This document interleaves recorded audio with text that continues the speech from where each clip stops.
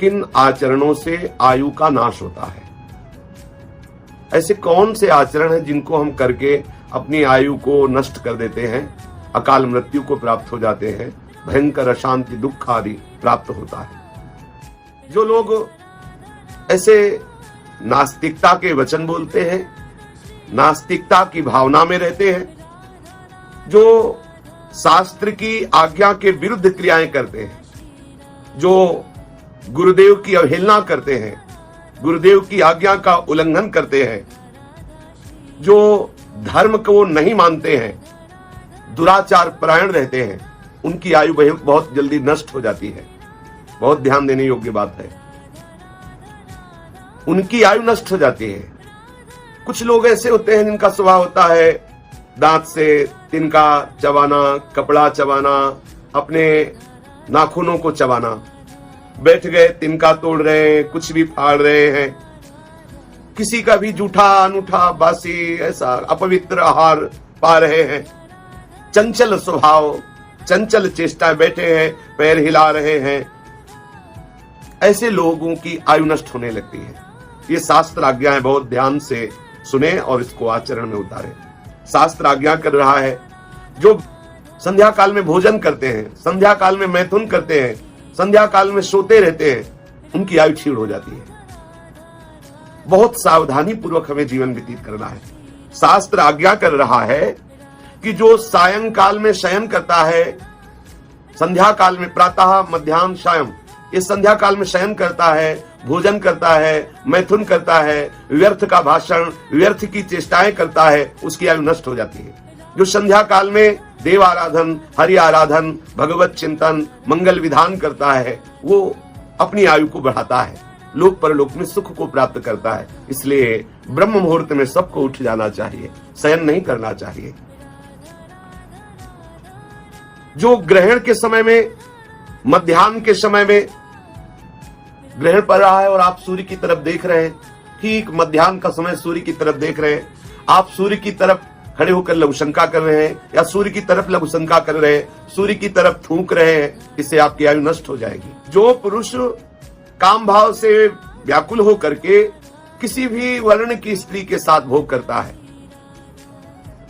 छल करके भोग करता है, जबरदस्ती बलात्कार की भावना से युक्त होकर, ऐसा तो यहां शास्त्र कहता है कि उसकी आयु नष्ट हो जाती है।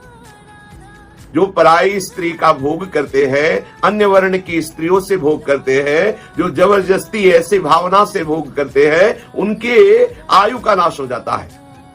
और कह रहे हैं कि जो ऐसे स्वभाव वाला है कि दूसरी स्त्रियों को काम भाव से देखता ही रहता है, दूसरी माताओं बहनों की तरफ, किसी की भी तरफ दृष्टि करे, वो दोष भावना का चिंतन, दोष भावना से दर्शन, काम भाव, तो बोले स्त्री के शरीर में जितने रोमकूप हैं उतने वर्षों तक वो नरक भोगता है। और यदि संत वैष्णव ब्रह्म ऋषि गुरुजन पधार रहे और आप अभिमान पूर्वक ना उनकी अभ्यर्थना की, ना उनको मार्ग दिया और अकड़े खड़े रहे, तो आपकी आयु नष्ट हो जाएगी। कोई गर्भिणी स्त्री आ रही है, आप उसे धक्का दे रहे, उसे मार्ग नहीं दे रहे, तो ये अपराध बन जाएगा। कोई दुर्बल है, वयोवृद्ध है, कोई भार लिए हुए है, आप उसे मार्ग नहीं देते, आप उसे पीड़ा पहुंचाते हैं, तो आपकी आयु नष्ट हो जाएगी। दूसरों के पहने हुए वस्त्र, दूसरों के पहने हुए पादुका जूते, ये केवल गुरुजनों की प्रसादी शिष्य या भगवत प्रसादी धारण कर सकता है भक्त। अन्य दूसरों के पहने हुए कपड़े नहीं पहनना चाहिए, अन्य दूसरों के पहने हुए पादुकाएं नहीं पहनना चाहिए। और अमावस्या, पूर्णिमा, चतुर्दशी, अष्टमी, एकादशी आदि तिथि को गृहस्थ को भी समागम नहीं करना, स्त्री समागम नहीं करना चाहिए, स्त्री सहवास नहीं करना चाहिए, ब्रह्मचर्य से रहना चाहिए। जो अमावस्या को, पूर्णिमा को, चतुर्दशी को, अष्टमी को, एकादशी को स्त्री समागम करता है तो उसकी आयु नष्ट हो जाती है। दूसरों के हृदय को बेधे ऐसे कभी वचन न बोले, क्रूरता पूर्वक कोई क्रिया न करे, जिससे किसी को नीचा देखना पड़े, ऐसी आप चेष्टा न करें। आप रुखाई भरे वचन, दूसरों को उद्वेग देने वाले वचन, दूसरों को मर्म पहुंचाने वाले वचन ऐसे कभी न बोले, नहीं तो आपकी आयु नष्ट हो जाएगी। बाणों से शरीर जैसे बिंध जाए या किसी अस्त्र से शरीर कट जाए तो औषधि लगाने से उसे भरा जा सकता है, लेकिन जब दुर्वचन रूपी बाण से किसी के हृदय को बेध दिया जाता है तो बहुत उसे कष्ट होता है। इसलिए शास्त्र आज्ञा करता है कभी ऐसे वचन मत बोलो कि किसी के मर्म स्थान को जाकर दुखावे, किसी का हृदय दुखे, ऐसे वचन मत बोलो, इससे तुम्हारी आयु क्षीण हो जाएगी। ऐसे कटु वचन, ऐसे दुर्वचन, ऐसे परुख वचन जिससे दूसरे का हृदय छलनी हो जाए, ऐसा कभी ना बोलो। यदि कोई अंधा है, कोई लंगड़ा है, निंदित रूप वाला है, निर्बल है, अंग ऐसे उसके बिगड़े हुए हैं, कुरूप है, ऐसे लोगों से बहुत प्यार से बात करो, उनका उपहास मत करो। यदि उनका उपहास करते तो आपकी आयु नष्ट हो जाएगी, आपके सुकृत नष्ट हो जाएंगे। उनको बहुत प्यार दो। उनके ऐसे कर्म जो उनको ऐसा रूप मिला, ऐसा अंग विहीन हुए, ऐसा कष्टप्रद जीवन मिला, आपको नहीं बोलना, उनका उपहास नहीं करना, उनको ऐसे वचनों से, ऐसी क्रियाओं से हमें नहीं दुख पहुंचाना जिससे उनको हृदय में बहुत दुख लगे कि हाय मैं ऐसा हूं, देखो ये ऐसा उपहास करते हैं, उससे आपकी आयु नष्ट हो जाएगी। दूसरों के दोष देखने के लिए शास्त्र निषेध करता है। पिता अपने पुत्र के दोष देख सकता है, गुरु अपने शिष्य के दोष देख करके उसे निर्दोष बनाने के लिए दंड देता है।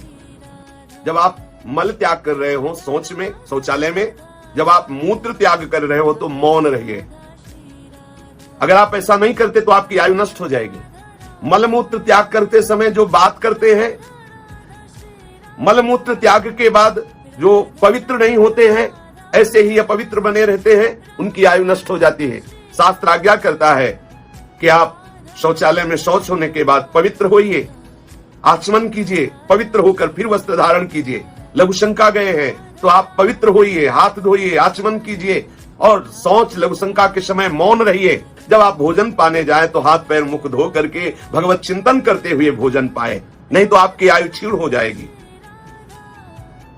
शास्त्र आज्ञा कर रहा है कि जो सूर्योदय होने के पहले तक सोते रहते हैं, भाई सूर्योदय हुआ और उसके आप शयन कर रहे हैं, पहले उठ करके आप स्नान शौच आदि नहीं कर रहे हैं, तो आपको इस बात का प्रायश्चित करना चाहिए। उपवास, आज हम भोजन नहीं पाएंगे, उपवास करेंगे क्योंकि आज ब्रह्म मुहूर्त में हम सोते रहे, हमारे द्वारा भगवत आराधना। सोचो इतना अपराध है। जो लोग 8 बजे तक 10 बजे तक सोते रहते हैं तो उनकी आयु क्षीण होती है, उनकी बुद्धि मलिन होती है, विषयाशक्ति बढ़ती, शरीर अस्वस्थ हो जाएगा। आप निश्चित विश्वास मानिए, ये भगवान की वाणी, शास्त्र आज्ञा है। शास्त्र आज्ञा करता है कि आप बिना स्नान किए देव मंदिर में जाना, बिना स्नान किए आप जो देव कार्य हैं उनको करना, ये सब नहीं। शास्त्र आज्ञा कर रहा है जैसे खेती है, बहुत सुंदर अन्न है, उसमें खड़े खड़े लघुशंका करना, शौच करना। जैसे पीपल का वृक्ष है, आप उसके नीचे थूकना, लघुशंका करना, मल त्याग करना। जैसे देवालय है, मंदिर है, उसके समीप शौच करना, लघुशंका करना। इन स्थानों में ऐसा करने से आपकी आयु नष्ट हो जाएगी, आपका मंगल हो जाएगा। इसलिए ऐसी जगह ना करें। इसलिए हमारी आयु बढ़े, हम स्वस्थ रहें और निरंतर आनंद पूर्वक जीवन कटे, भगवत चिंतन पूर्वक। इसलिए हम शास्त्र आज्ञा के अनुसार आचरण करें। शेष चर्चा आगे। श्री राधा वल्लभ लाल की जय।